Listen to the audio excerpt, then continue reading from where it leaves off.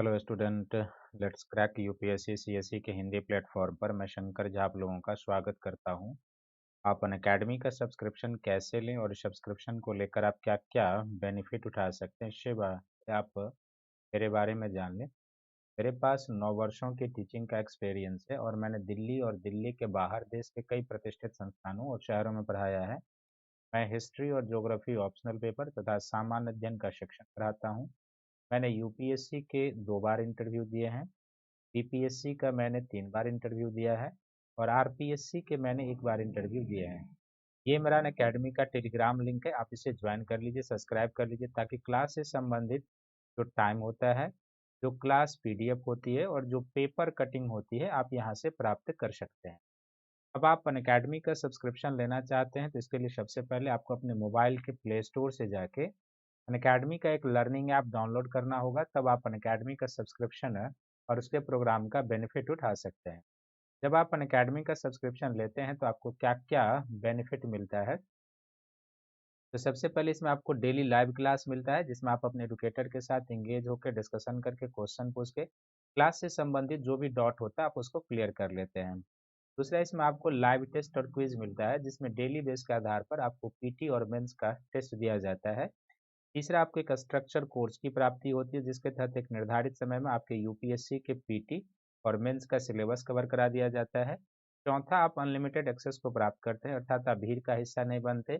Live और recorded video का benefit प्राप्त करते हैं। देश के लार्जेस्ट ऑनलाइन एजुकेशन प्लेटफॉर्म से जुड़ जाते हैं और देश के टॉप एडुकेटर से मार्गदर्शन लेते हैं और अनअकैडमी के द्वारा चलाए गए मोर देन 15,000 से भी अधिक प्रकार के कोर्सेज जो यूपीएससी के पीटी, मेंस और इंटरव्यू गाइडलाइन प्रोग्राम से संबंधित है, आप उसका बेनिफिट उठाते हैं। अनअकैडमी के जीएस का 2 प्रकार का सब्सक्रिप्शन है, एक प्लस कोर्स का सब्सक्रिप्शन है और दूसरा आइकॉनिक सब्सक्रिप्शन है। तो प्लस कोर्स के 12 मंथ का जो सब्सक्रिप्शन है यह 49,500 का है और 24 मंथ का जो यह सब्सक्रिप्शन है ये 72,000 रुपये का है। लेकिन यदि आप मेरा रेफरल कोड शंकर वाईटी प्रयोग करेंगे तो आप 10% डिस्काउंट पाएंगे। तो 12 मंथ का प्लस कोर्स का सब्सक्रिप्शन है आपको 44,550 में और 24 मंथ का प्लस कोर्स का सब्सक्रिप्शन आपको 64,800 में प्राप्त हो जाएगा। और यदि आप जीएस का आइकॉनिक सब्सक्रिप्शन लेना चाहते हैं तो 12 मंथ का इसका सब्सक्रिप्शन 74,500 का है और 24 मंथ का यह 1,15,750 का है। और यहाँ पर यदि आप मेरा रेफरल कोड शंकर वाईटी प्रयोग करेंगे तो आप 10% डिस्काउंट पाएंगे। तो 12 मंथ का जो आइकॉनिक सब्सक्रिप्शन है आपको 67,050 में और 24 मंथ का आइकॉनिक सब्सक्रिप्शन 1,04,175 में आपको प्राप्त हो जाएगा। साथ ही आप अनअकैडमी के द्वारा जो नेक्स्ट कॉम्बैट आयोजित होगा वो 14 और 28 फरवरी को आयोजित होगा और इसकी टाइमिंग जो है ये 11 एएम में है। तो आप इसमें मेरा रेफरल कोड शंकर वाईटी प्रयोग करें और इनरोल्ड होकर इस कॉम्बैट में पार्टिसिपेट करें। तो 60 मिनट का होगा, 60 क्वेश्चंस होंगे, रिलेटिव स्कोरिंग होती है और फिर इसमें क्या है कि आपको बहुत सारे प्राइजेज जीतने का अवसर मिलेगा। और फिर जो है सो यदि रैंक 1 से 3 तक आते हैं तो भी आप क्या बेनिफिट पाएंगे। तो कंप्लीट आपको जो है सो अनअकैडमी के जीएस का सब्सक्रिप्शन दिया जाएगा मुफ्त 6 महीने 12 महीने एज आपके जो डिजायर होंगे उसके आधार पर।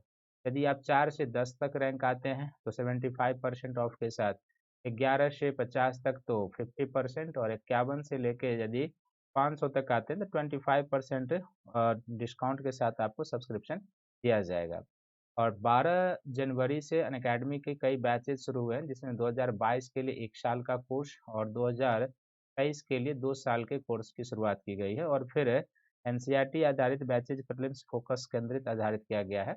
आप इसमें से किसी भी बैच का सब्सक्रिप्शन लेके अपने टाइम की सुविधा के हिसाब से अपने घर बैठे अपना प्रिपरेशन कर सकते हैं और अनअकैडमी के मार्गदर्शकों के नेतृत्व में अपनी सफलता को सुनिश्चित कर सकते हैं। साथ ही आपकी आर्थिक सहूलियत के लिए अनअकैडमी के द्वारा कम्बो प्लान की शुरुआत की गई कि जिसमें यदि आप ऑप्शनल पेपर प्लस कोर्स और जीएस आइकॉनिक सब्सक्रिप्शन 12 मंथ का लेते हैं तो ये 88,705 का है। 24 मंथ का यह लेते हैं तो 1,31,510 का है और मेरा रेफरल कोड शंकर वाईटी प्रयोग करेंगे तो आप 10% डिस्काउंट पा जाएंगे। इसी तरीके से यदि आप ऑप्शनल पेपर का भी प्लस कोर्स और जीएस का भी प्लस कोर्स का लेते हैं तो 12 मंथ का जो ये सब्सक्रिप्शन है ये 70,103 का और 24 मंथ का जो ये सब्सक्रिप्शन है 99,680 का है और यहाँ पर भी यदि आप मेरा रेफरल कोड शंकर वाईटी प्रयोग करेंगे तो आप 10% डिस्काउंट प्राप्त करेंगे।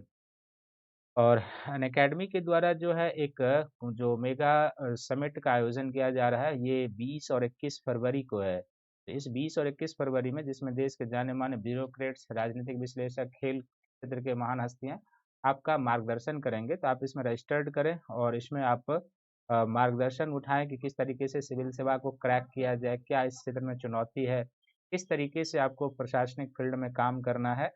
तो इन सारी चीज़ों की जानकारी के लिए आप इसमें ज़रूर पार्टिसिपेट करें। तो आइए एक बार आप सभी का आंग्ल मराठा संघर्ष वाले टॉपिक में आधुनिक भारत के सीरीज वाले टॉपिक में स्वागत है। तो आधुनिक भारत के इस सीरीज में बेसिकली हम लोग किस टॉपिक में है, तो थोड़ा सा टॉपिक को रिलेट करने के लिए हम थोड़ा सा 2 मिनट इस पर चर्चा कर लेते हैं। तो आधुनिक भारत के इस सीरीज में बेसिकली हम लोग कहाँ पर हैं? तो जो ब्रिटिश एक्सपेंशन का समय था, जो ब्रिटिश शक्ति का भारत में विस्तार चल रहा था, तो उस ब्रिटिश शक्ति के विस्तार वाले सेक्शन में हम लोग हैं। और ब्रिटिश शक्ति के विस्तार वाले सेक्शन में हम लोग अभी तक क्या-क्या कवर कर चुके हैं?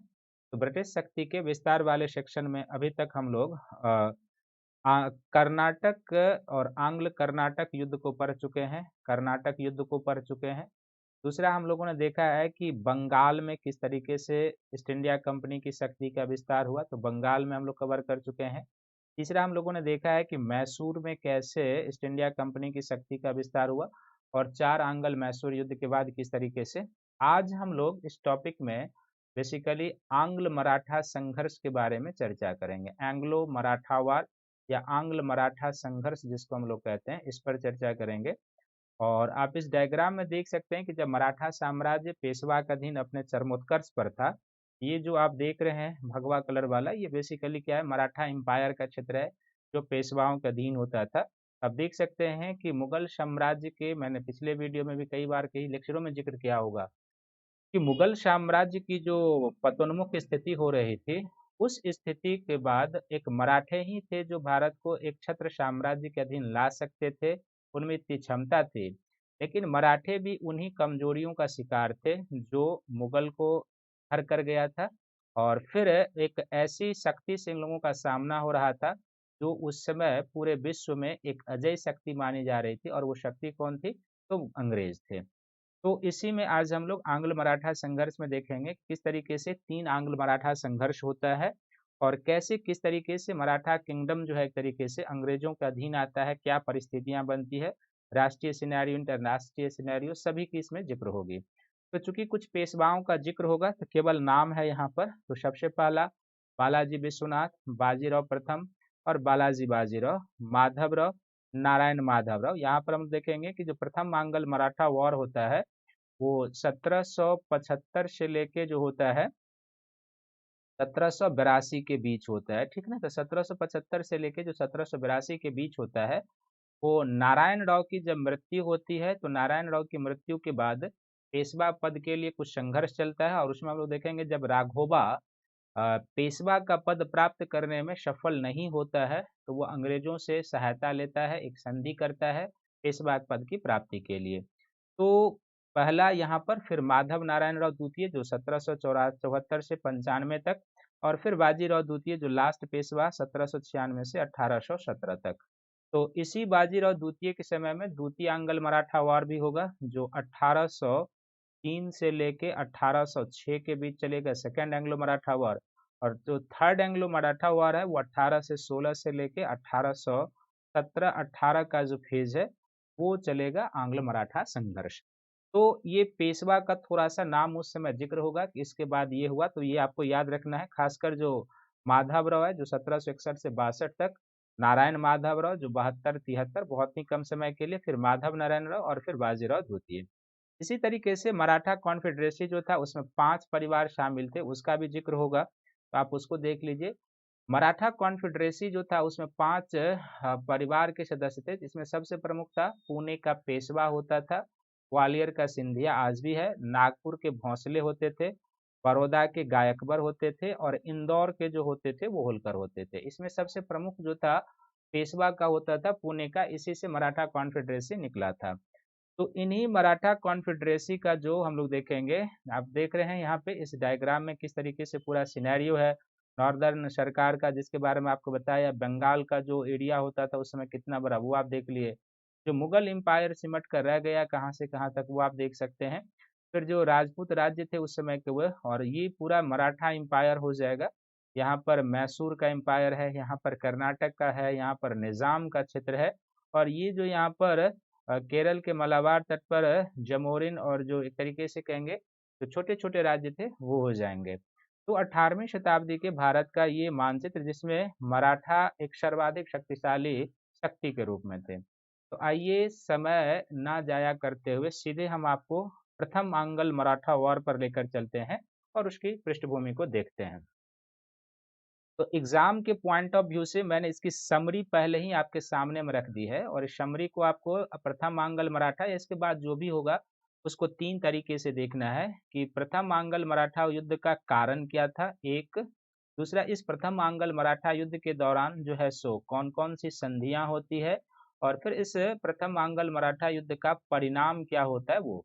एक समरी आपके सामने में है। समरी क्या है कि जो प्रथम आंग्ल मराठा वॉर था, ये अंग्रेजों की साम्राज्यवादी नीति का परिणाम था। यानी कि वो जो व्यापार विस्तार करना चाहते थे, व्यापार से अधिक लाभ करना चाहते थे, और इसके लिए क्या था कि जो भी प्रतिद्वंदी सामने आए उनको इन्हें हटाना था।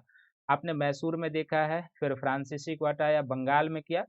तो जो मराठों के साथ संघर्ष था, तीनों मराठा संघर्ष में एक अंग्रेजों की जो साम्राज्यवादी लिप्सा थी, भारत को एक अंग्रेजी साम्राज्य के अधीन लाने की जो लिप्सा थी, तभी वो भारत का संगठित तौर पर एक्सप्लॉयटेशन कर सकते थे, तो वो।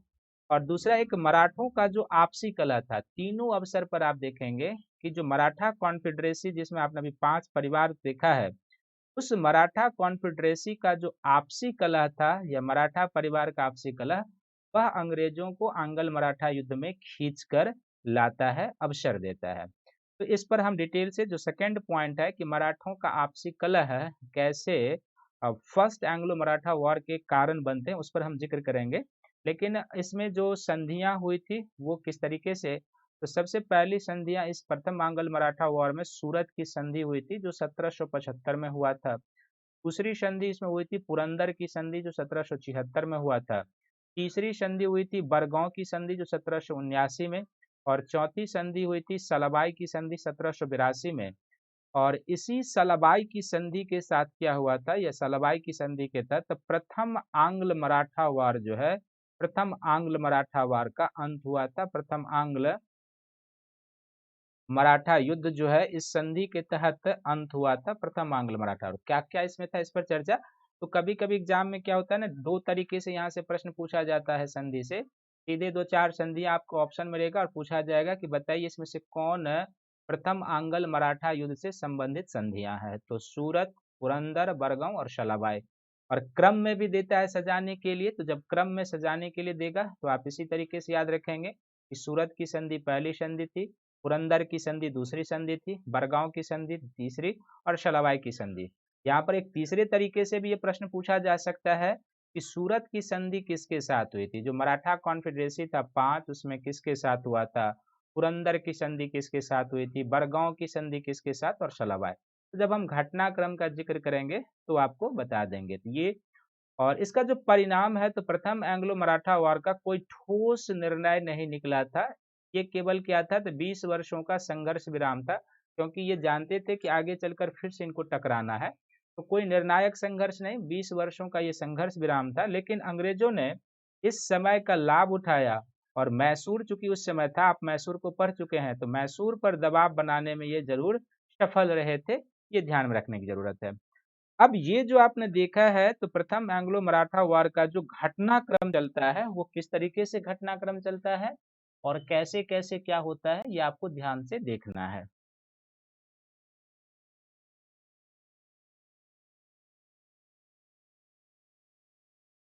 जो घटनाक्रम चलता है प्रथम एंग्लो मराठा वॉर का, वो कैसे चलता है और किस तरीके से घटनाक्रम होता है, वो आप देखेंगे। तो मेन घटनाक्रम जो है इस प्रथम एंग्लो मराठा वॉर का, इसको हम लोग 3 सेक्शन के सहारे समझिए। इस युद्ध को समझने के लिए जैसे कि सबसे पहले मैंने एक कारण बताया था, तो कारण में एक मराठा परिवार का आपसी कलह कैसे अंग्रेजों को खींच कर लाता है। फिर इस समय जो प्रमुख घटनाक्रम है, तो उस प्रमुख घटनाक्रम में क्या है कि आपको 3 पॉइंट याद रखना है, तो आप ज़्यादा इसको समझ पाएंगे। प्रमुख घटनाक्रम में क्या है कि एक लंदन स्थित कंपनी का परिषद है, एक लंदन स्थित कंपनी का परिषद, लंदन स्थित कंपनी की जो संचालक परिषद थी, कंपनी की संचालक परिषद, चूंकि इसका भी जिक्र होगा तो आप इसको पहले जान लीजिए, संचालक परिषद। दूसरा, उस समय एक भारत में सर्वोच्च परिषद जो थी कंपनी की, वो कलकत्ता परिषद थी। भारत में कंपनी के समय जो सर्वोच्च रेगुलेटिंग काउंसिल थी, जो कंपनी की गतिविधियों को नियमित करता था, वो कलकत्ता परिषद। और तीसरा जो कंपनी के लिए परिषद था उस समय, वो बम्बई परिषद था। एक इस समय और कौन था? बम्बई परिषद था। तो इन तीनों के साथ हम लोग देखेंगे, और फिर घटनाक्रम के बाद हम लोग देखेंगे कि इस युद्ध का जो परिणाम रहा था, वो किस तरीके से परिणाम रहा था, इस परिणाम पर हम लोग चर्चा करेंगे। तो कारण तो एक जो था वो आपने देख लिया है कि जो अंग्रेजों की साम्राज्यवादी लिप्सा थी, वो मराठा आंग्ल मराठा युद्ध का कारण था एक। दूसरा जो इसका कारण था वह था मराठों का आपसी कलह था, मराठों का आपसी कलह। तो मराठों का जो आपसी कलह था या झगड़ा था, यह किस तरीके से अंग्रेजों को खींच कर लाता है, ये आप देखिए। सबसे पहले क्या होता है कि अभी आपको पेशवा का क्रम मैंने दिखाया था, तो पेशवा के क्रम में आपने देखा था कि 1772 में एक पेशवा की मृत्यु होती है जिसका नाम है माधवराव।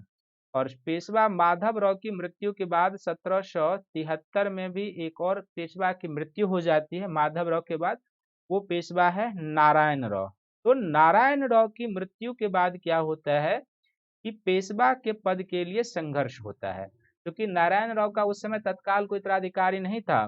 तो रघुनाथ राव या जो राघोबा था, रघुनाथ राव या जो राघोबा था, तो रघुनाथ राव या जो राघोबा था वो पेशवा बनना चाहता था, राघोबा पेशवा बनना चाहता था। किसके बाद? तो राघोबा पेशवा बनना चाहता था। और राघोबा जब नारायण राव की मृत्यु के बाद पेशवा बनना चाहता था, तो पेशवा के पद को लेकर क्या होता है कि नारायण राव के पुत्र जो इसके मरने के कुछ समय बाद जन्म लेता है, उसका नाम है माधव नारायण राव या माधव नारायण राव द्वितीय भी कहते हैं, माधव नारायण राव। तो चूंकि माधव नारायण राव जो था ये अल्पवयस्क था, बच्चा था, तो इसलिए क्या होता है कि माधव नारायण राव का पक्ष रखने के लिए, पेशवा का पक्ष रखने के लिए आ जाता है नाना फडणवीस आ जाता है। नाना फडणवीस जो शव परिषद, जो प्रशासनिक शव परिषद थी उसका प्रधान था उस समय नाना फडणवीस। तो नाना फडणवीस आ जाता है किसका समर्थन करने के लिए? तो नारायण राव के मरने के बाद उसका जो उत्पन्न पुत्र माधव नारायण था उसका फेवर करना वो शुरू कर देता है। जबकि नारायण राव की मृत्यु के बाद जो रघुनाथ राव राघोबा था वह पेशवा बनना चाहता था। तो जब नाना फडणवीस के विरोध के कारण रघुनाथ राव राघोबा पेशवा नहीं बन पाता है, तो वह पेशवा पद प्राप्त करने के लिए उस समय के बम्बई परिषद से, पेशवा पद प्राप्त करने के लिए उस समय के बम्बई परिषद से क्या करता है, 1775 में एक संधि कर लेता है जिसको हम लोग क्या कहते हैं, सूरत की संधि। तो सूरत की संधि किसके साथ की जाती है? बम्बई परिषद से की जाती है। और कौन करता है? तो राघोबा करता है, रघुनाथ राव पेशवा बनने के लिए। और रघुनाथ राव जब 1775 में सूरत की संधि करता है अंग्रेजों से पेशवा बनने के लिए, तो इसमें क्या क्या दो मूल बातें शामिल होती है। सबसे पहला कि कंपनी जो था रघुनाथ राव का पेशवा पद के लिए समर्थन करेगा, कंपनी रघुनाथ राव का,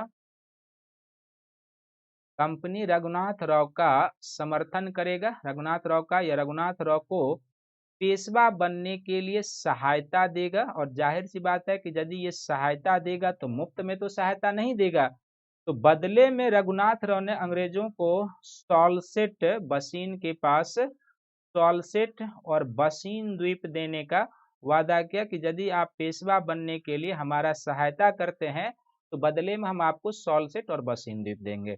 तो देखिए मैंने कहा था कि मराठों का तो आपसी कलह इनको खींच कर लाता है। एक तो अंग्रेजों की साम्राज्यवादी लिप्सा थी ही, तो वो ताक में थे कि कब अवसर मिले और हम जो है सो मराठों के साथ युद्ध छेड़े और हम उसका लाभ उठाएं, जिस तरीके से मैसूर में किया था। तो मराठों का आपसी कलह इनके लिए एक अवसर देता है क्या? तो 1772 में माधवराव की मृत्यु, माधवराव की मृत्यु के बाद कुछ ही समय में जो दूसरा पेशवा नारायण राव है उसकी भी मृत्यु हो जाती है, और नारायण राव की मृत्यु के बाद कोई तत्काल पेशवा पद के लिए उनका उत्तराधिकार होता नहीं है। तो रघुनाथ राव पेशवा पद की दावेदारी करता है, लेकिन कुछ समय बाद नारायण राव की जो पत्नी है उसको उत्तराधिकार को जन्म देती है, जिसका नाम है माधव नारायण राव। तो माधव नारायण राव पेशवा पद के लिए आ जाता है। अब माधव नारायण राव के तरफ से नाना फडणवीस आ जाते हैं। नाना फडणवीस कौन है? तो जो गवर्निंग काउंसिल थी मराठों की उसके प्रमुख थे वो। तो अब नाना फडणवीस जब माधव नारायण राव का समर्थन करता है तो राघोबा असहाय हो जाता है, और जब राघोबा अपने प्रयत्नों से पेशवा का पद प्राप्त नहीं कर पाता है, वो भागता है अंग्रेजों के पास। 1775 में अंग्रेजों से एक संधि करता है जिसको सूरत की संधि कहते हैं। सूरत की संधि में दो प्रमुख प्रावधान थे। एक कि कंपनी जो बंबई परिषद है जिसने इसके साथ संधि किया था कि कंपनी रघुनाथ राव का पेशवा पद के लिए सहायता करेगी और बदले में सॉल्सेट और बसीन का क्षेत्र देगी। अब जाहिर सी बात है कि इसके लिए कंपनी को और रघुनाथ राव को क्या करना होगा? युद्ध करना होगा। तो इसी पृष्ठभूमि में क्या होती है कि जो ये संधि होती है, इसी पृष्ठभूमि में क्या होती है कि प्रथम आंग्ल मराठा वॉर की शुरुआत हो जाती है। और जो प्रथम आंग्ल मराठा वॉर की शुरुआत होती है इसी पृष्ठभूमि में, तो चूंकि अब अंग्रेज पहले ही था कि जब अंग्रेज सहायता करेंगे तभी जो है सो रघुनाथ राव पेशवा बनेगा, और बदले में रघुनाथ राव इनको क्या है, सॉल्सेट और बसीन का क्षेत्र देगा। तो इसी लक्ष्य को पाने के लिए क्या होता है कि कंपनी की सेना और रघुनाथ राव जो पेशवा बनना चाहता था, तो कंपनी की सेना और रघुनाथ राव की सेना के संयुक्त से क्या होता है, 1775 में ही एक युद्ध होता है जिसको अर्रास का युद्ध कहते हैं। अर्रास का युद्ध कहते हैं। और ये जो अर्रास का युद्ध होता है, तो जो पेशवा नाना फडणवीस का समर्थक था पेशवा, और जो राघोबा यानी कि जो रघुनाथ राव है एक तरफ और प्लस अंग्रेज, इनके बीच युद्ध होता है। लेकिन जो अर्रास का युद्ध होता है ये एक अनिर्णायक युद्ध होता है, और निर्णायक युद्ध होता है, कोई खास निर्णय नहीं।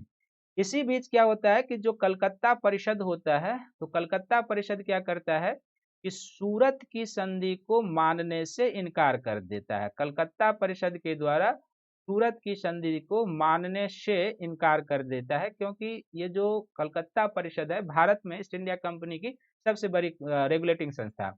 तो सूरत की संधि को ये मानने से क्या करता है, इनकार कर देता है।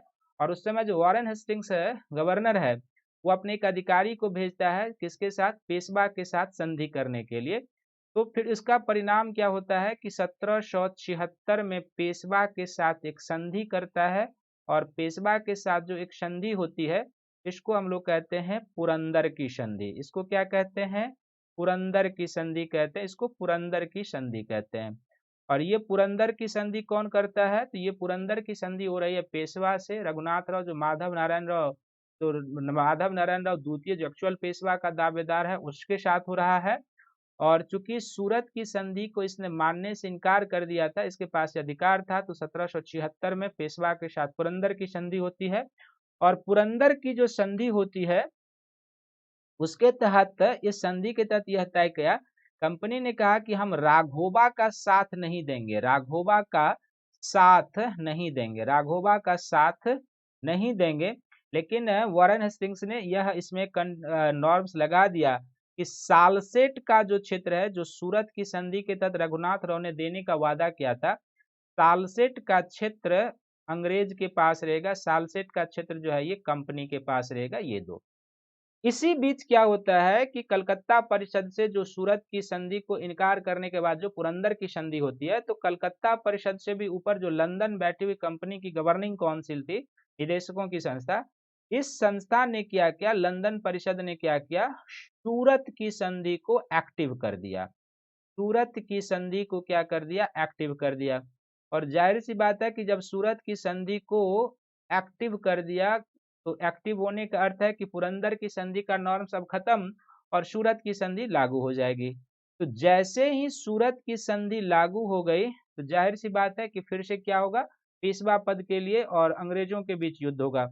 तो सूरत की संधि लागू होती है तो बम्बई परिषद क्या होता है कि फिर से आक्रामक होता है। बम्बई परिषद जिसने सूरत की संधि की थी, और बम्बई परिषद आक्रामक होता है तो बम्बई परिषद और पेशवा, जो नया पेशवा बनने वाला है, पेशवा के बीच एक युद्ध होता है जिसको हम लोग कहते हैं बरगांव का युद्ध, कहते हैं बरगांव का युद्ध। ये जो बरगांव का युद्ध होता है, इस युद्ध में कंपनी की शर्मनाक पराजय होती है 1779 में। कंपनी की क्या होती है? बरगांव के युद्ध में कंपनी की शर्मनाक पराजय होती है, और पराजय होने के बाद क्या होता है कि कंपनी को यहाँ पर एक संधि करनी होती है। 1789 में ही कंपनी को एक संधि करनी पड़ती है, जिसको हम लोग क्या कहते हैं? बरगांव की संधि कहते हैं, बरगांव की संधि कहते हैं। ये जो बरगांव की संधि थी, तो इस संधि के तहत क्या हुआ था कि एक दूसरे के जीते हुए क्षेत्र वापस कर दिए। दोनों ने एक दूसरे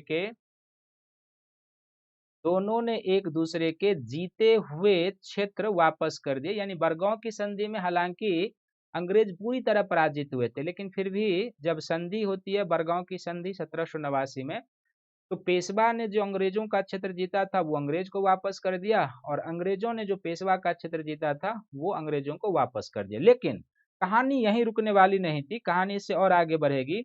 क्योंकि सबसे बड़ी बात थी कि जो बरगांव में था कि कंपनी की शर्मनाक पराजय हुई थी, तो कंपनी इस अपने अपमान को धोना चाहती थी। कंपनी क्या चाहती थी? अपने अपमान को धोना चाहती थी, और अपने अपमान को जब धोना चाहती थी, जो बरगांव में इसको मिली थी, तो इसी के कारण क्या होता है, बरगांव की संधि के बाद भी जो वारेन हेस्टिंग्स है ये युद्ध जारी रखता है। वारेन हेस्टिंग्स जो है सो, जो उस समय गवर्नर था, वारेन हेस्टिंग्स युद्ध जारी रखता है।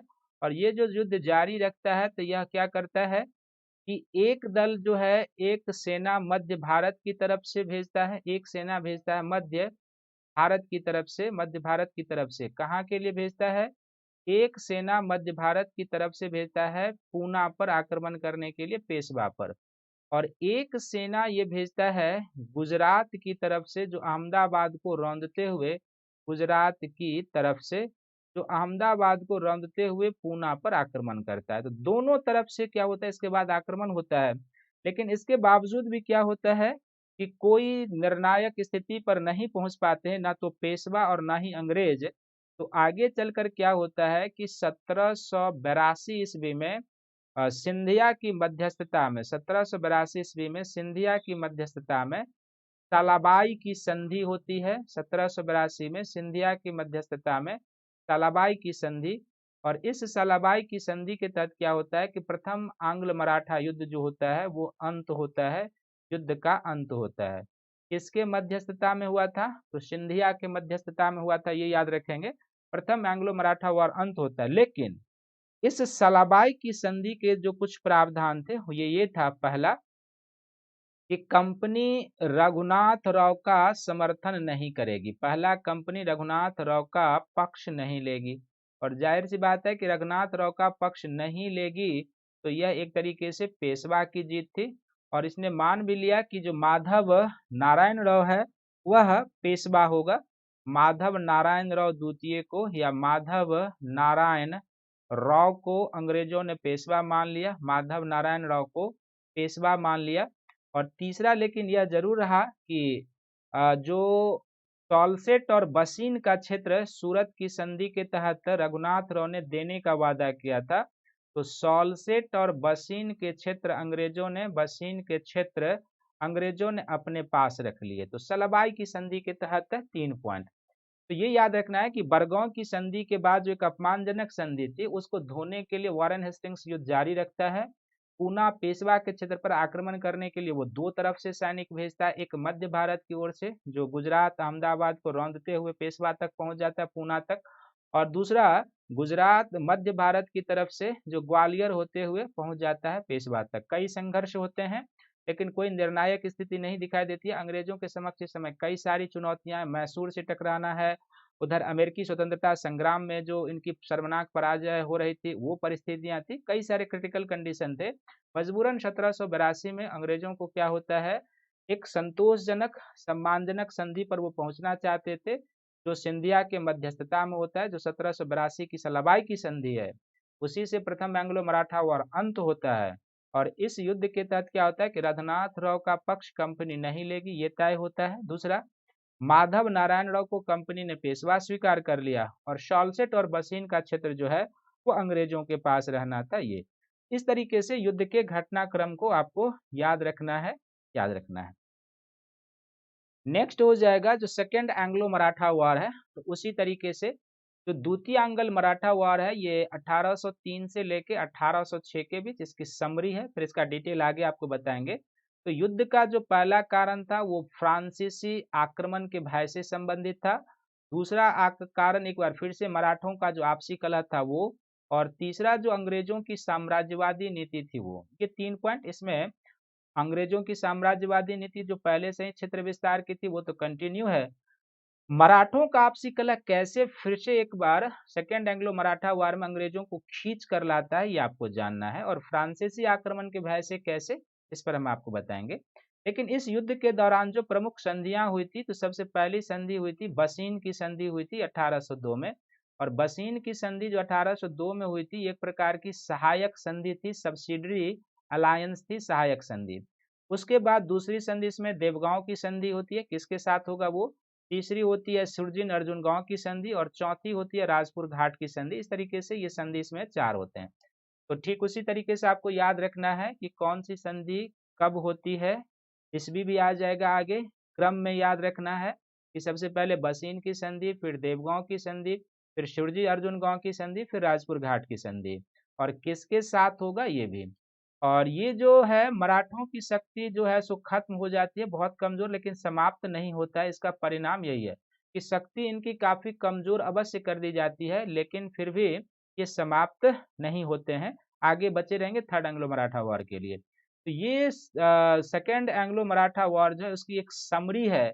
इस समरी को आपको याद रखेंगे, इतना ही से आपके पीटी का प्रश्न तो हर एक बन जाएगा। जैसे प्रथम एंग्लो मराठा वॉर में मैंने समरी दिखाई थी, और वो समरी से आप उसके पीटी के सभी प्रश्नों को बना सकते हैं। और ठीक उसी तरीके से सेकेंड एंग्लो मराठा वॉर से भी पीटी के सभी प्रश्नों को आप बना सकते हैं। लेकिन जब इस युद्ध के डिटेल पर जाएंगे और घटनाक्रम कैसे बढ़ती है द्वितीय एंग्लो मराठा वॉर का, तो घटनाक्रम क्या है और घटनाक्रम कैसे बढ़ता है आगे सेकेंड एंग्लो मराठा वॉर में घटनाक्रम। तो घटनाक्रम को समझने के लिए हमें क्या करना है, 3 कंडीशन में चले जाना है। एक कारण में जो आपको समझना है वो, दूसरा हमें देखेंगे कि घटनाक्रम कैसे चलता है, युद्ध की शुरुआत कैसे होती है, युद्ध की शुरुआत और किस तरीके से होती है वो हमें देखना है। और युद्ध की शुरुआत और किस तरीके से होती है, इसके बाद जैसे कि युद्ध का जो परिणाम होगा, तो परिणाम तो समरी के रूप में मैंने आपको बता ही दिया है, लेकिन इसके बावजूद भी कैसे क्या होगा वो आपको देखना है। तो जैसे पहला तो अंग्रेजों की साम्राज्यवादी लिप्सा थी, वो आप जानते ही हैं। दूसरा जो इस एंग्लो मराठा वार कारण था वो मैंने आपको बताया कि फ्रांसीसी आक्रमण के भय से संबंधित था, फ्रांसीसी आक्रमण के भय से संबंधित था। तो फ्रांसीसी आक्रमण के भय से क्या संबंधित था, क्योंकि इस समय क्या था, पहले भी बताया था कि भारत पर नेपोलियन के आक्रमण का भय था, मिस्र के रास्ते से होते हुए नेपोलियन का आक्रमण का भय था। और यदि नेपोलियन का आक्रमण होता तो फ्रेंच भारत में अभी भी थे, और ब्रिटिश विरोधी जो भी शक्तियां थी यहाँ पर, ये फ्रांसीसियों के साथ मिलकर एक गठजोड़ स्थापित कर सकते थे, ब्रिटिश विरोधी गुट का निर्माण कर सकते थे। और ऐसी स्थिति में क्या होता, अंग्रेजों के लिए बहुत ही मुश्किल कंडीशन बन जाती। इसी को ध्यान में रखते हुए वेलेस्ली के द्वारा क्या किया जाता है कि एक सहायक संधि की प्रथा भी लाई जाती है। सहायक संधि, इसके कई नॉर्म्स हैं, जब हम गवर्नर जनरल आपको पढ़ाएंगे तो सहायक संधि के बारे में आपको डिटेल से बताएंगे। और सहायक संधि लाया था, और आपने देखा था कि टीपू सुल्तान पर भी चतुर्थ एंग्लो मैसूर वार के दौरान वही समस्या थी, ये समय भी लगभग वही है, उसके कुछ बाद का है। तो टीपू सुल्तान पर भी अंग्रेजों ने सहायक संधि स्वीकार करने के लिए दबाव डाला था, क्योंकि वो भी फ्रांसीसी भय का परिणाम था। तो जब टीपू सुल्तान ने स्वीकार नहीं किया था तो अंग्रेजों ने क्या किया था, युद्ध उन पर थोप दिया था। यही कारण यहाँ भी था कि फ्रांसीसी आक्रमण का भय था, तो वो नहीं चाहता था अंग्रेज कि किसी भी भारतीय जो राजनीतिक शक्तियां उसका संबंध विदेशों से वो स्थापित करने की स्थिति में हो। तो एक फ्रांसीसी भय इसका कारण था, वो चाहता था कि कोई अवसर मिले कि हम मराठों के मामलों में हस्तक्षेप करें।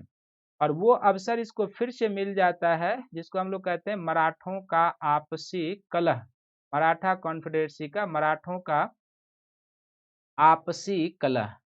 तो मराठों का जो आपसी कलह था यह कैसे सेकेंड एंग्लो मराठा वार के लिए कारण बन जाता है, ये आप ध्यान से देखेंगे। इस समय क्या होता है कि जो मराठा कॉन्फेडरेसी में एक सिंधिया है और दूसरा जो होलकर, जो आपको शुरू में दिखाया था। तो सिंधिया और होलकर जो इंदौर का था, ये दोनों जो थे, सिंधिया और होलकर दोनों चाहते थे कि पूना में इनका दबदबा हो। पूना में ये अपना क्या चाहते थे, दबा चाहते थे, यानी कि अपनी पहुंच मजबूत करना चाहते थे। तो सिंधिया और होलकर दोनों चाहता था कि पूना में इनका दबदबा, इनकी पहुंच मजबूत हो। और इसमें लाभ किसको मिलता है, तो सिंधिया को लाभ मिलता है। सिंधिया को क्या मिलता है, लाभ मिलता है। और सिंधिया को क्या लाभ मिलता है और कैसे लाभ मिलता है, तो आप ध्यान से देखेंगे। सिंधिया को क्या लाभ मिलता है, तो सिंधिया के कहने पर, सिंधिया के इशारे पर आप कह सकते हैं, सिंधिया के इशारे पर क्या करता है, सिंधिया के इशारे पर पेशवा के द्वारा क्या किया जाता है उस समय, सिंधिया के इशारे पर पेशवा ने क्या किया, जो बाजीराव द्वितीय था उस समय का पेशवा, पेशवा ने होलकर के भाई बिट्ठू जी की हत्या करवा दी। सिंधिया के इशारे पर पेशवा ने, सिंधिया के इशारे पर पेशवा ने होलकर के बड़े भाई या होलकर के भाई, जो इंदौर का होलकर था, होलकर के भाई बिट्ठू जी की हत्या करवा दी। बिट्ठू जी की हत्या।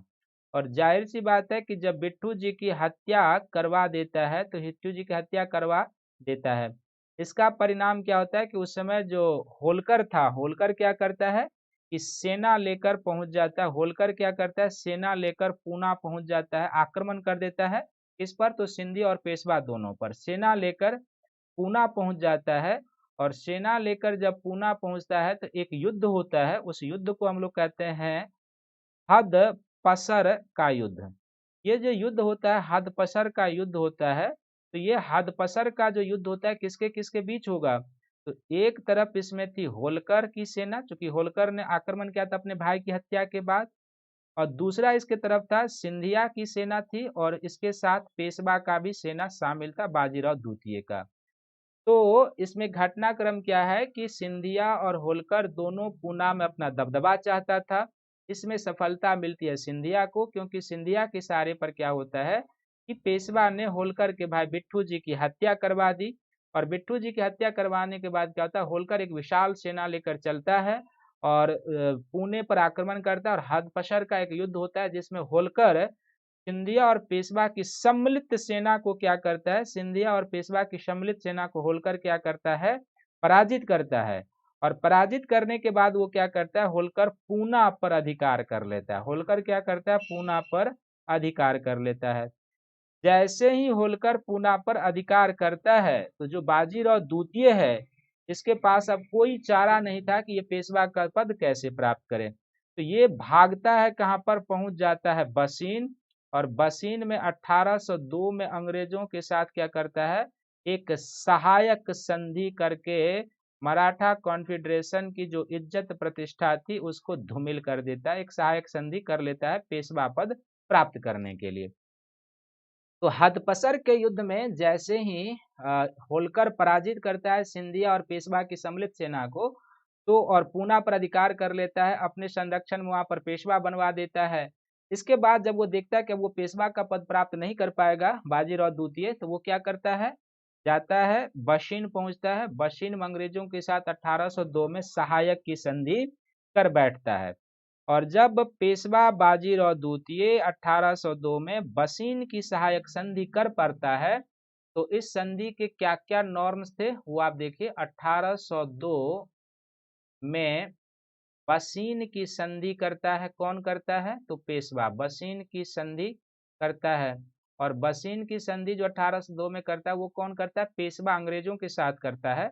तो इस संधि में क्या क्या नॉर्म था, पेशवा ने अंग्रेजों का संरक्षण स्वीकार कर लिया। घर का जो सबसे मुखिया था मराठा कॉन्फेडरेसी का, वही पेशवा ने अंग्रेजों का संरक्षण स्वीकार कर लिया। अंग्रेजों का संरक्षण स्वीकार कर लिया।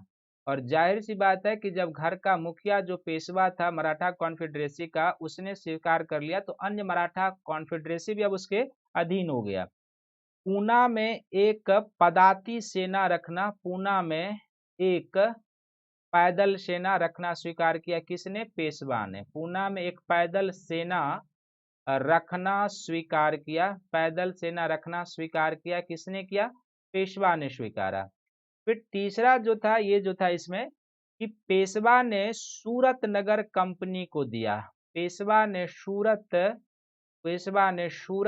नगर कंपनी को दिया। सूरत नगर कंपनी को दे दिया, कंपनी को दिया। और न केवल सूरत नगर कंपनी को दिया, बल्कि अपने जो सहायक संधि की सबसे प्रमुख विशेषता थी कि अपने विदेश संबंध, पेशवा ने अपने विदेश संबंध क्या कर दिए? कंपनी के अधीन कर दिए। अपने विदेश संबंध कंपनी के अधीन कर दिए। इसका अर्थ यही होता था, कंपनी के अधीन।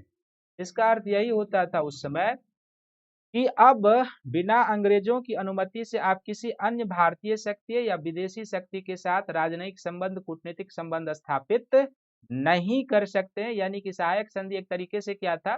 सुरक्षा के नाम पर बलि का बकरा बनाना था। वो पेशवा जो था वो बन चुका था, ये ध्यान में रखेंगे। और कई सारा क्षेत्र, कई सारी सहायता भी पेशवा ने अंग्रेजों को दिया था। तो इस तरीके से बसीन की जो संधि थी, ये क्या था? मराठा कॉन्फेडरेसी के लिए क्या था? एक अपमानजनक संधि थी। एक क्या थी? अपमानजनक संधि थी मराठा कॉन्फेडरेसी के लिए। और जाहिर सी बात है कि एक अपमानजनक संधि थी मराठा कॉन्फेडरेसी के लिए, तो सभी मराठा कॉन्फेडरेसी चाहेगा कि इस अपमानजनक संधि को धोया जाए। और जब धोया जाए तो जाहिर सी बात है कि सबसे पहले क्या होगा? इसमें सबसे पहले युद्ध करने के लिए आगे निकलता है जिसको हम लोग कहते हैं नागपुर का भोंसले था। नागपुर के भोंसले के साथ अंग्रेजों की युद्ध होती है और युद्ध में भोंसले पराजित होता है। और जब युद्ध में भोंसले पराजित होता है तो 17 दिसंबर 1803 को 17 दिसंबर 1803 को भोंसले को एक संधि करनी पड़ती है अंग्रेजों के साथ, जिसको हम लोग क्या कहते हैं? देवगांव की संधि। जो आपको समरी में दिखाया था वही संधि यहाँ पर है, देवगांव की संधि करनी पड़ती है।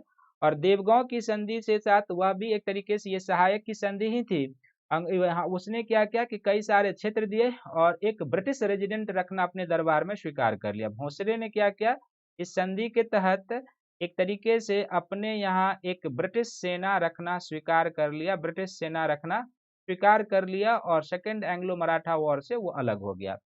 भोंसले जब लड़के गए, यहाँ पर आप ये भी देख सकते हैं कि मराठों की जो आपसी एकता फूट थी, वो भी इनका एक पराजय का कारण बनता है। क्योंकि जब भोंसले युद्ध करते हैं तो सिंधिया देख रहा है, जब सिंधिया युद्ध करेंगे तो अन्य देखेंगे। इसके बाद क्या होता है कि सिंधिया से युद्ध होता है अंग्रेजों का, और जो सिंधिया से युद्ध होता है सेकेंड एंग्लो मराठा वॉर में, तो सिंधिया की भी लगभग पराजय होती है। और पराजित सिंधिया जो है वह भी एक संधि करता है जिसको हम लोग कहते हैं सुरजी अर्जुन गांव की संधि। सुरजी अर्जुन गांव की संधि। और सुरजी अर्जुन गांव की जो संधि होती है तो यह भी 1803 में ही हुआ था। ये हुआ था 30 दिसंबर 1803 को। तो 30 दिसंबर 1803 को सिंधिया के साथ सुरजी अर्जुन गांव की संधि होती है। और इसके तहत सिंधिया ने भी कई सारे क्षेत्र, जिसमें कई सारे थे, गोहद के राजपूत रियासतें थी, नर्मदा ताप्ती की घाटी का कुछ क्षेत्र था, बहुत सारा क्षेत्र सिंधिया ने अंग्रेजों को दिया। और ये भी एक तरीके से अपने यहाँ सहायक सेना रखना स्वीकार कर लिया, ब्रिटिश रेजिडेंट रखना स्वीकार कर लिया। इसके बाद ये भी अलग, इसके बाद बारी आई होलकर की। तो होलकर भी युद्ध करता है, लेकिन होलकर भी युद्ध में पराजित होते हैं। सबसे अंतिम युद्ध इसी के साथ होता है। और होलकर जब पराजित होता है तो इसको भी क्या करना होता है? एक राजपुर घाट की संधि करनी होती है। राजपुर घाट की संधि करनी होती है, राजपुर घाट की संधि। और होलकर के साथ जो राजपुर घाट की संधि होती है, ये होती है 25 दिसंबर 1805 को। 25 दिसंबर 1805 को। तो सेकेंड एंग्लो मराठा वॉर में सबसे अंतिम संधि यही है, राजपुर घाट की संधि, जो होलकर के साथ होती है। और उसने भी क्या किया कि उत्तर प्रदेश में जो बुंदेलखंड का क्षेत्र था, कई सारे चंबल नदी के आसपास के क्षेत्र अंग्रेजों को दे दिए। तो इसीलिए जो फाइनल आपने निष्कर्ष देखा है कि आप देखिए कि पेशवा ने भी सहायक संधि स्वीकार कर लिया था सेकेंड एंग्लो मराठा वॉर में, और सहायक संधि स्वीकार करने के बाद क्या क्या उसने टर्म निभा लिया था वो आपने देख लिया। कंपनी को कई सारा क्षेत्र पेशवा ने दिया। फिर भोंसले युद्ध में चूंकि एक अपमानजनक संधि थी, तो भोंसले सामने आता है युद्ध करने के लिए, अपनी प्रतिष्ठा बचाने के लिए, वो भी पराजित होता है। और देवगांव की संधि 17 दिसंबर 1803 को भोंसले को करनी पड़ती है, और उसके तहत कई सारा क्षेत्र भोंसले अंग्रेजों को देता है और एक सहायक सेना अपने दरबार में रखना स्वीकार कर लेता है। सिंधिया की बारी, तो सिंधिया भी सुरजीन अर्जुन गांव की संधि करता है पराजित होने के बाद 30 दिसंबर 1803 को, और कई सारा क्षेत्र देता है अंग्रेजों को, और एक ब्रिटिश रेजिडेंट अपने दरबार में रखना स्वीकार कर लेता है। और उसके बाद होलकर आता है सबसे लास्ट में, तो होलकर भी पराजित होता है, और पराजित होने के बाद 25 दिसंबर 1805 को राजपुर घाट की संधि करता है, जो सेकेंड एंग्लो मराठा वॉर में अंतिम, और वो भी क्या करता है, अंग्रेजों को कई सारा क्षेत्र देता है। इसलिए जब फाइनल निष्कर्ष आप लिखते हैं तो अब इससे क्लियर हो चुका है, जो हमने आपको समरी बताया था उस पेज में आप जाएं, कि मराठा शक्ति खत्म परंतु समाप्त, यानी कि सभी को आर्थिक रूप से भी कमजोर कर दिया इस संधि के तहत, और सभी से जो प्रमुख क्षेत्र थे, सामरिक आर्थिक महत्व के क्षेत्र थे, वो ले लिए थे। तो सभी के साथ क्षेत्र भी ले लिया, सभी के यहाँ ब्रिटिश रेजिडेंट रखवा दिया, तो राजनीतिक रूप से भी अंग्रेजों की बढ़त हो गई, सामरिक महत्व के क्षेत्र प्राप्त हो गए, आर्थिक महत्व के क्षेत्र प्राप्त हुए मराठा कॉन्फेडरेसी से। तो कुल मिला के इसका निष्कर्ष यही निकलता है कि मराठे पूरी तरीके से कमजोर हो गए, दबा दिए गए, लेकिन उनकी शक्ति खत्म नहीं हुई, बची खुची शक्ति है जो तृतीय एंग्लो मराठा वॉर के साथ समाप्त हो जाएगा। तो ये था सेकेंड एंग्लो मराठा वॉर और उसकी पृष्ठभूमि, और इसी तरीके से आपको घटनाक्रम को एक एक करके याद रखना है। अब हो जाएगा तृतीय अंगल मराठा वॉर, जो 1817 से या 16 से 1818 के बीच हुआ था। थर्ड एंग्लो मराठा वॉर हो जाएगा। तो युद्ध का कारण, फिर प्रमुख संधियां, और इसका परिणाम क्या होता है वो। तो जो थर्ड एंग्लो मराठा वॉर था, एक बार फिर से जो अंग्रेजों की साम्राज्यवादी नीति थी उसका परिणाम था। जो प्रथम एंग्लो मराठा वॉर में था, जो द्वितीय एंग्लो मराठा वॉर में था, वो अभी भी काम कर रहा है। इस समय गवर्नर जनरल लॉर्ड हेस्टिंग्स था। तो लॉर्ड हेस्टिंग्स की एक नीति थी भारत में अंग्रेजों को सर्वश्रेष्ठ बनाने की शक्ति, तो वह युद्ध इसका भी परिणाम था। सर्वश्रेष्ठ बनाने की शक्ति के कारण ही आप देखेंगे कि लॉर्ड हेस्टिंग्स के समय में आंग्ल नेपाल युद्ध भी होता है, यानी कि साम्राज्यवादी विस्तार का दौर है, आंग्ल नेपाल युद्ध को होता है। हालांकि आंग्ल नेपाल युद्ध में अंग्रेज बुरी तरीके से पराजित भी होते हैं कई मोर्चों पर, बाद में कुछ सफलता भी मिलती है, और फिर एक संधि होती है जो अभी भी भारत और नेपाल के बीच चलता है। लेकिन फिर मराठों का जो आपसी कलह था, फिर से एक बार क्या होता है कि इनको खींच कर लाता है, अंग्रेजों को इस मौके को देता है। तो मराठों का आंतरिक कलह जो है ना, वो क्या होता है कि एक तरीके से प्रथम एंग्लो मराठा वॉर में भी आपने देखा कि इस युद्ध का कारण बना था, सेकेंड एंग्लो मराठा वॉर में भी आपने देखा कि इस युद्ध का कारण बना था, और थर्ड एंग्लो मराठा वॉर में भी जो मराठों का आपसी कलह है वो क्या है, युद्ध का कारण बनता है। यानी कि तीनों ही अवसर पर मराठों के आंतरिक मामलों में अंग्रेज को खींच कर लाने का काम करता है मराठा परिवार, उसके कॉन्फेडरेसी का जो आपसी कलह है वो। और कैसे खींच कर लाता है और किस तरीके से होता है, तो आप इसको ध्यान से देखेंगे, ये कैसे खींच कर लाए जाते हैं और किस तरीके से होता है। तो सबसे पहले क्या होता है कि मराठों का जो आपसी कलह है ये कैसे अंग्रेजों को लाता है। तो एक्चुअली में होता क्या है कि 1814 ईस्वी में क्या होता है कि 1814 ईस्वी में पेशवा कर के रूप में लगभग गायकवाड़ से पैसे की मांग करता है। पेशवा के द्वारा 1814 में पेशवा के द्वारा गायकवाड़ से, या गायकवाड़ जो मराठा कॉन्फेडरेसी का पार्ट था, गायकवाड़ से भारी कर की मांग की जाती है, भारी कर की मांग की जाती है, भारी कर की मांग की जाती है। ठीक है, पहला पॉइंट, भारी कर की मांग की जाती है मराठा कॉन्फेडरेसी के गायकवाड़ से की जाती है। और जब गायकवाड़ से मांग की जाती है, तो गायकवाड़ क्या था, अंग्रेजों का संरक्षित था। गायकवाड़ क्या था, अंग्रेजों से संधि करके अंग्रेजों का संरक्षित था। तो जाहिर सी बात है कि जब अंग्रेजों का ये संरक्षित था, अर्थात अंग्रेजों का संरक्षण मिल चुका था, मिला हुआ था, तो गायकवाड़ तो वैसे ही महत्वपूर्ण होगा इनके सामने में। तो जब मांग की तो उल्टे गायकवाड़ ने क्या किया, जिसे अंग्रेजों का संरक्षण प्राप्त था, गायकवाड़ ने पेशवा पर उल्टे मांग रख दी। गायकवाड़ ने अंग्रेजों के इशारे पर, जिनका संरक्षण इनको प्राप्त था, तो गायकवाड़ ने अंग्रेजों के इशारे पर क्या किया, अंग्रेजों के इशारे पर पेशवा से कर की मांग कर दी, पेशवा से कर की मांग कर दी, कर की मांग की हमारा इतना बकाया है वो हमें दे दी जाए। और कंपनी ने कहा कि उल्टी प्रस्तुत मांग कर दी, और कंपनी के कहने पर अपना एक दूत भी भेज देता है पेशवा के पास मांग की। और मांग करने के बाद गायकबर क्या करता है, तीसरा पॉइंट जो यहाँ पर याद रखेंगे, इसके बाद गायकबर क्या करता है, कंपनी के इशारे पर अपना एक दूत भेजता है पेशवा के पास। कंपनी के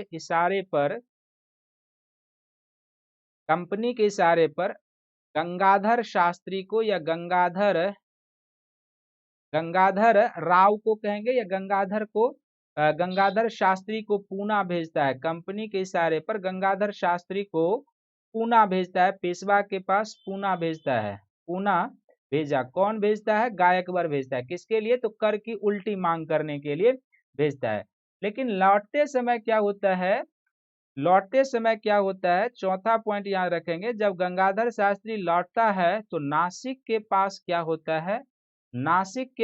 होता है, कि त्र्यंबक राव के इशारे पर त्र्यंबक राव के इशारे पर, जो उस समय पेशवा का एक तरीके से कहेंगे प्रधानमंत्री, त्र्यंबक राव के इशारे पर गंगाधर शास्त्री की हत्या हो जाती है। इशारे पर गायकबर का जो ये दूत है गंगाधर शास्त्री की हत्या करवा देता है, हत्या करा दी जाती है।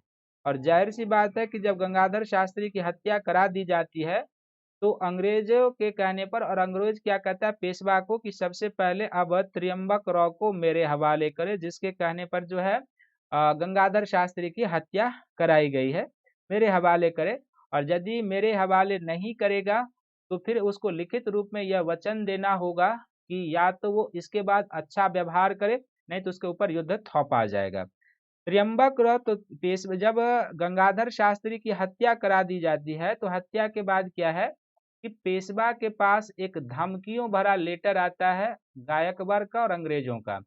तो पेशवा के पास जो धमकियों भरा लेटर आता है गायकबर और अंग्रेज का, उसमें क्या है, तो सबसे पहला था कि जो त्र्यंबक जी है जिसके कहने पर गंगाधर शास्त्री की हत्या हुई थी, त्र्यंबक जी को हवाले करो, त्र्यंबक जी को हमारे हवाले करो। और यदि त्र्यंबक जी को हमारे हवाले नहीं करोगे तो वो तो हमारे हवाले करो, साथ ही लिखित रूप में सद व्यवहार का प्रमाण पत्र दे पेशवा, सद व्यवहार का प्रमाण पत्र दे, सद व्यवहार का प्रमाण पत्र दे। और साथ ही कहा कि यदि त्र्यंबक राव को नहीं देता है और सदव्यवहार का प्रमाण पत्र नहीं देगा तो पूना पर हमला कर दिया जाएगा, पूना पर हमला कर दिया जाएगा, पूना पर हमला कर दिया जाएगा, पूना पर हमला कर दिया जाएगा। ये अंग्रेजों ने इसमें धमकी भरा प्रमाण पत्र दिया था। और इसमें क्या होता है कि जब पेशवा यह निर्णय करे कि सदव्यवहार का प्रमाण पत्र दे, हमला सहन करे या त्र्यंबक जी को दे, त्र्यंबक जी को वैसे देता भी है फिर वो भाग जाता है, जब तक वो सदव्यवहार के प्रमाण पत्र पर सोचता है और देगा तब तक क्या होता है कि कर्नल स्मिथ के नेतृत्व में, तब तक क्या होता है कि कर्नल स्मिथ के नेतृत्व में पूना पर आक्रमण कर देता है। कर्नल स्मिथ के नेतृत्व में पूना पर यानी पेशवा के क्षेत्र पर आक्रमण करता है। पेशवा पर आक्रमण कौन करता है, तो अंग्रेजों के द्वारा आक्रमण कर, को तो कोई बहाना चाहिए था कि हमें पेशवा पर आक्रमण करने का मौका मिले। और दूसरा चौथा जो ये तो साथ ही साथ क्या था कि इस समय क्या था कि पिंडारियों की एक समस्या थी, ठीक ना। तो पिंडारी जो थे इस समय कर्नल स्मिथ तक तो आप समझ गए किस पृष्ठभूमि में कर्नल स्मिथ आक्रमण करता है। पिंडारी जो थे बेसिकली क्या था कि ये मराठों के साथ युद्ध पाट लूटपाट करने का काम करते थे और अंग्रेज चाहते थे कि पिंडारी का भी वो दमन करना चाहते थे।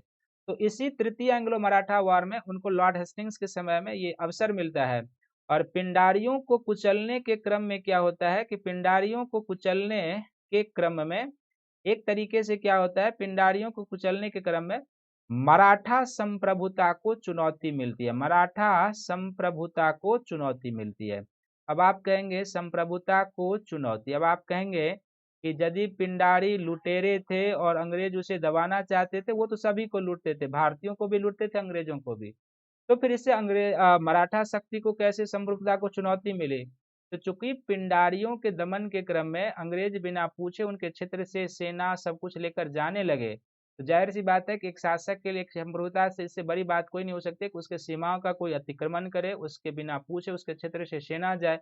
तो पिंडारी के कुचलने के क्रम में मराठा को संप्रभुता को चुनौती मिलती है, और इसी पृष्ठभूमि में क्या होता है कि जब तक वो सद्व्यवहार का प्रमाण पत्र देगा या पूना पर हमला कर दिए जाने का जो धमकी दिया था, वो ये सोच ही रहा था पेशवा तब तक कर्नल स्मिथ के नेतृत्व में क्या होता है कि पूना पर आक्रमण कर दिया जाता है। और जब आक्रमण कर दिया जाता है तो यहाँ पर भी सबकी बारी बारी से युद्ध होती है। तो अंग्रेजों के द्वारा 3 स्थानों पर पेशवा को पराजित किया जाता है। कोरेगांव के युद्ध में पेशवा पराजित होता है, किरकी के युद्ध में, कोरेगांव और अस्टी के युद्ध में पेशवा पराजित होता है, और इसके बाद अंग्रेजों से संधि कर लेता है।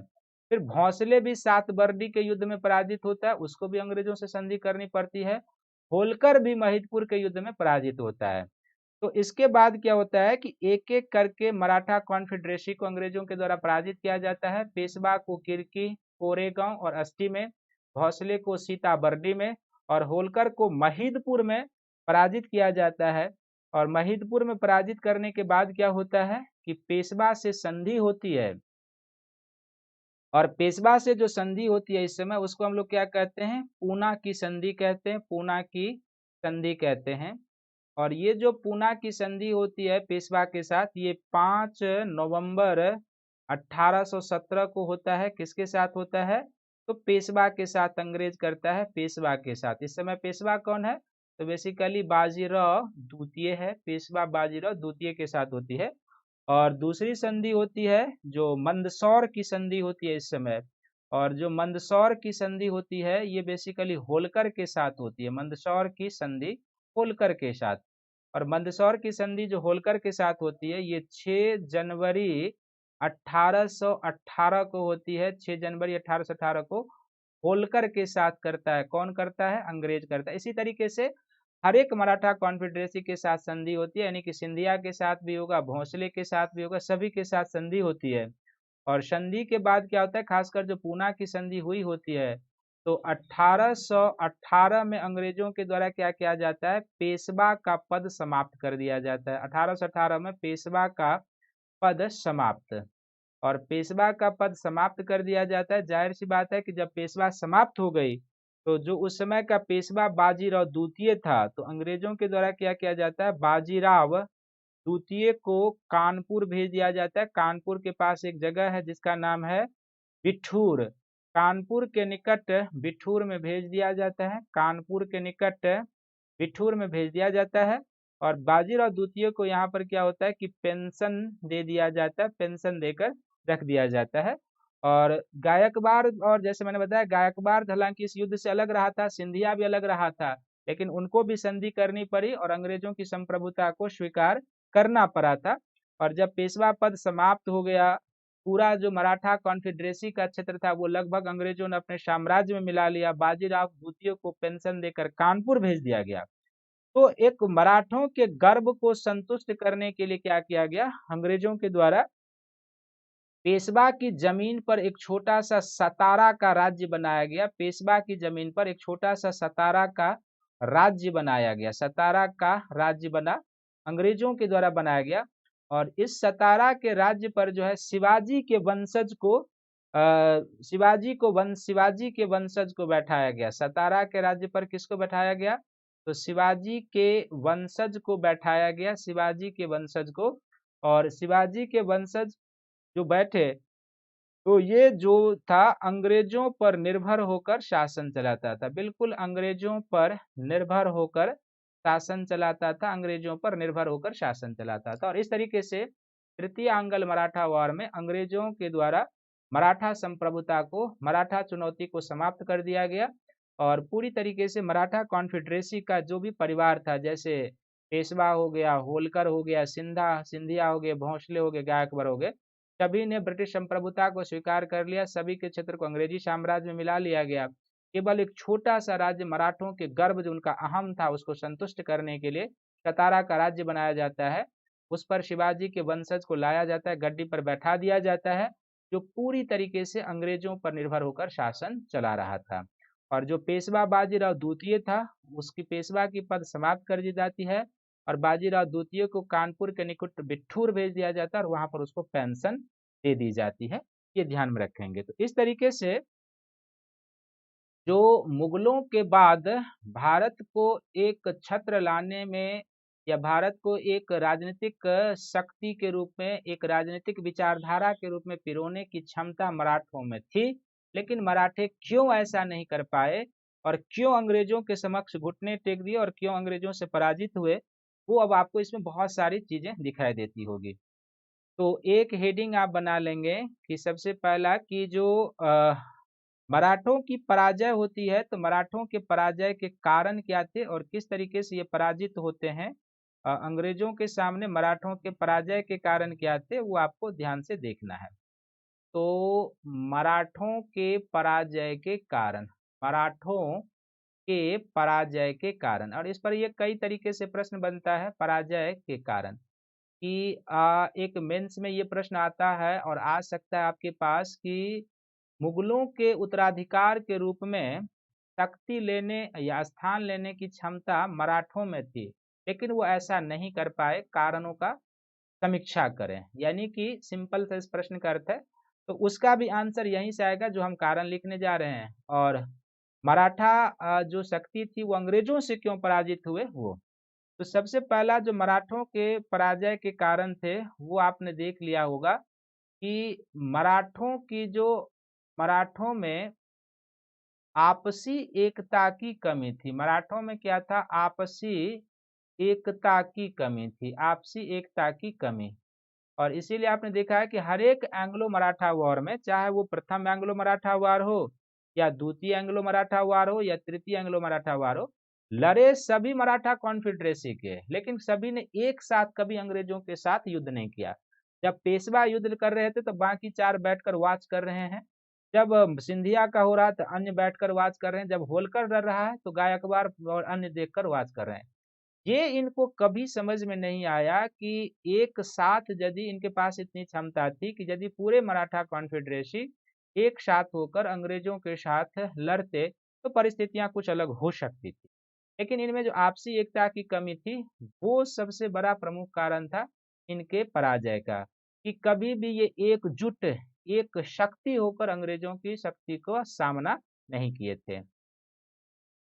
दूसरा इसका कारण हो जाएगा कि प्रत्येक अवसर पर आपने देखा है कि जो मराठों का आपसी कलह है, एकता की कमी तो थी ही, मराठों का जो आपसी कलह था, वो आपसी कलह जो झगड़ा था वही आपसी कलह क्या करता है, प्रत्येक अवसर पर अंग्रेजों को खींच कर लाता है, एंग्लो मराठा वॉर में प्रत्येक अवसर पर खींच कर लाता है।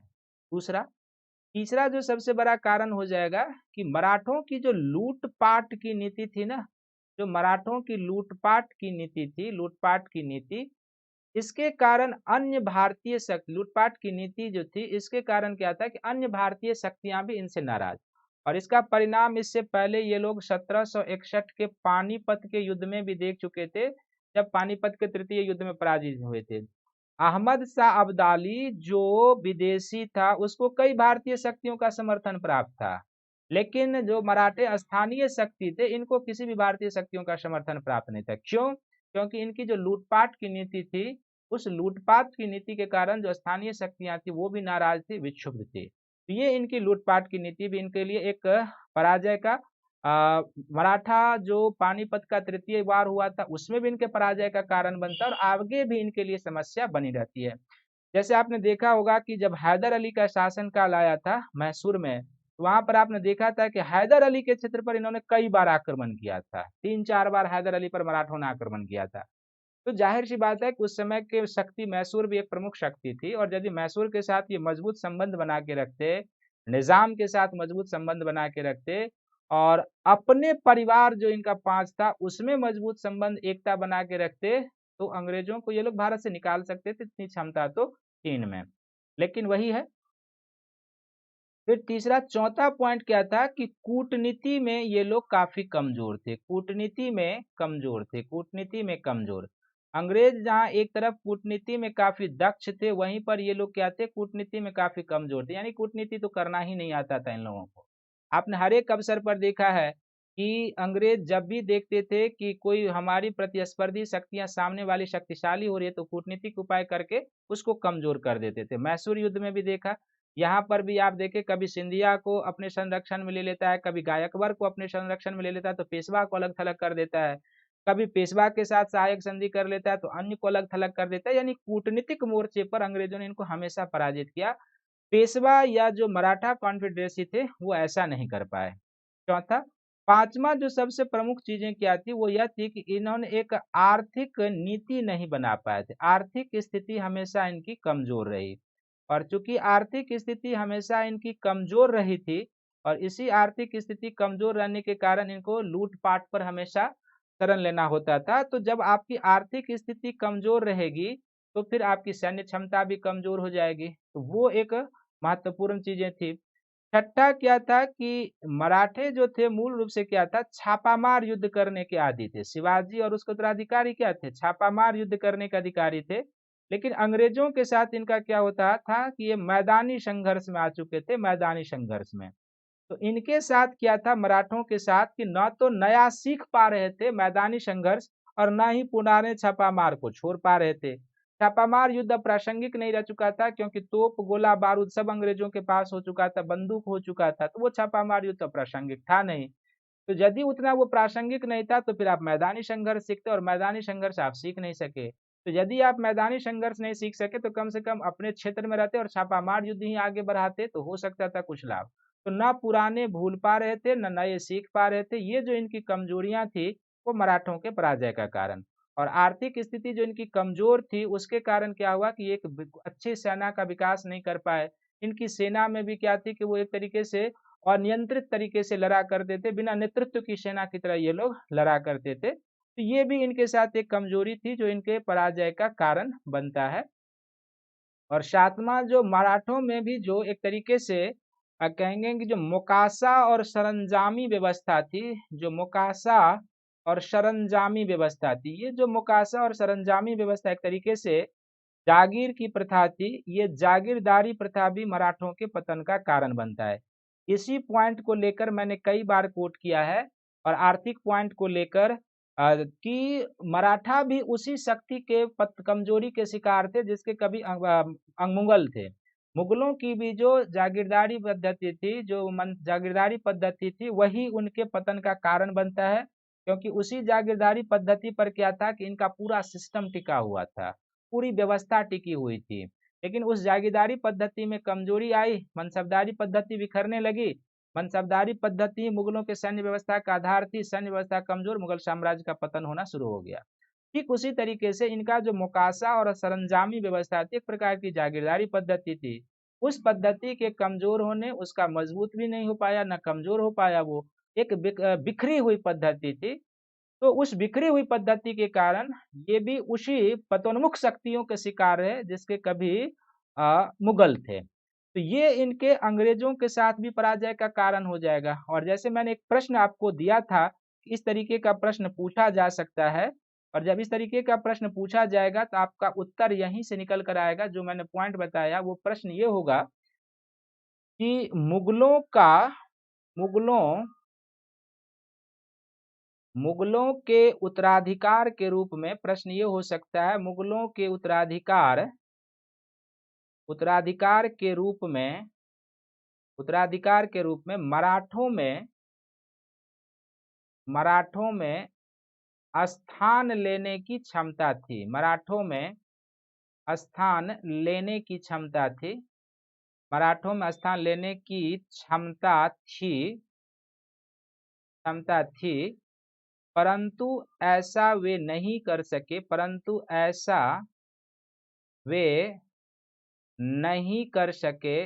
ऐसा वे नहीं कर सके।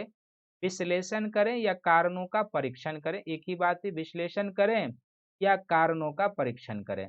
तो जब ये पॉइंट आएगा तो आपको तुलना करके बताना होगा कि मुगलों के उत्तराधिकार के रूप में, चूंकि मैसूर भी लगभग खत्म हो चुका था और रंजीत सिंह भी एक छोटे से क्षेत्र में थे, मराठा ही एक ऐसा था जो मुगल के उत्तराधिकार के रूप में दिल्ली में शासन करते हुए भारत को एक क्षेत्र और या एक राजनीतिक शक्ति में पिरो सकता था, लेकिन वो ऐसा नहीं कर पाए। इसका रीजन क्या था तो आपको यहीं से इसका उत्तर निकालना होगा। ये जो मैंने आपको पॉइंट बताया है, यहीं से कि मराठे में जो आपसी एकता की कमी थी, वो जो मराठों का आपसी कलह था, वो जो मराठों की लूटपाट की नीति थी, जो कूटनीति में कमजोर थे, जो आर्थिक क्षमता इनकी कमजोर थी, जो नया सीख नहीं रहे थे, पुराने भूल नहीं पा रहे थे, और तब से जो इनकी जागीरदारी पद्धति थी वो इनके पतन होने का कारण बनता है। तो मैं उम्मीद करता हूँ कि ये आपको जो मराठों का जो विश्लेषणात्मक पीटी और मेन सभी शामिल है। आपका यदि हिस्ट्री का ऑप्शनल पेपर होगा तो आपके हिस्ट्री के ऑप्शनल पेपर के लिए भी मैं इतना इसमें डाल देता हूँ कि इससे बाहर है नहीं। यदि आपने कहीं ऑप्शनल पेपर की पढ़ाई भी की होगी, इससे बाहर शायद ही कोई टीचर बताया होगा, इतना तो मैं भी जानता हूँ। तो आपके ऑप्शनल पेपर के लिए भी, आपके जीएस मेंस के लिए भी और जीएस पीटी के लिए भी इससे बाहर मराठा में नहीं जाएगा। इसको ध्यान से समझ लेंगे, सुन लेंगे, नोट्स प्रिपेयर कर लेंगे, और फिर अगले लेक्चर में हम आपके साथ मिलेंगे जिसमें हम आंग्ल सिखवा और पंजाब का जो विलय होता है अंग्रेजी साम्राज्य में, वो लेकर आएंगे। तब तक आप सभी लोग जो अनअकैडमी का जो है सो 20 और 21 तारीख को जो मेगा समिट होना है, इसमें पार्टिसिपेट करें, अपना रजिस्टर कराएं अपने आप को। और जब आप इसमें पार्टिसिपेट करेंगे समिट 20 में, तो आपको देश के जाने माने राजनीतिक विश्लेषक, राजनीतिक जैसे पी चिदम्बरम साहब हैं, कपिल सिब्बल साहब हैं, कैलाश सत्यार्थी नोबेल प्राइज विजेता, दुर्गा शक्ति नेपपाल हैं, deputy secretary in the department of commerce, ministry of commerce में हैं, तो इनके बारे में आपको जानकारी मिलेगी, अशोक खेमका के बारे में। और ये सभी लोग आपका मार्गदर्शन करेंगे, गाइड करेंगे कि कैसे प्रशासक, एक कुशल प्रशासक कैसे बने। तो इन सब से जानने के लिए आप अपने आप को रजिस्टर्ड करें, और इस वीडियो को सभी लोग लाइक करें, शेयर करें, सब्सक्राइब करें, ताकि अधिक से अधिक लोग इसका बेनिफिट उठा सकें।